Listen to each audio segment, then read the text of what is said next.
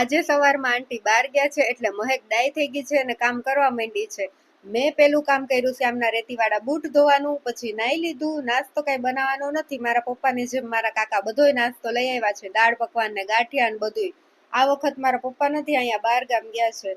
કામાક્ષી ઉઠી તો મામાએ કામાક્ષીને બ્રશ કરાવ્યું, પછી અમે બધા નાસ્તો કરવા બેઠા અને શ્યામ નાસ્તાના ટાઈમે જ નાવા વયા ગયા. બોલો.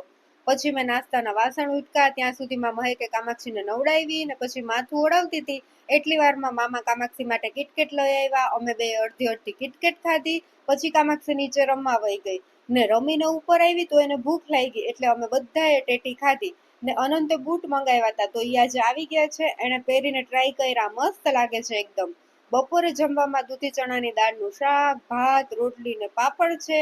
ને કામાક્ષીને આજે બપોરે સૂવું નહોતું. મેં કીધું સુઈ જઈશ ને તો જ તને નીચે રમવા જવા દઈશ એમ કીધું એટલે ધરાડ સુઈ ગઈ.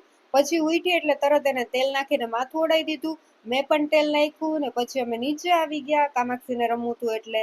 બપોરે અમે સૂતા હતા ત્યાં આંટી પણ આવી ગયા હતા ને મારા પપ્પાના ફઈ પણ આવ્યા છે રોકાવા. અમે બધા થોડીક વાર બેઠા એટલે વાતુચીતું કરી ને પછી જમી લીધું. ગલકાનું શાક, રોટલો, જામવાળી સેન્ડવીચ ને મસાલા સેન્ડવીચ.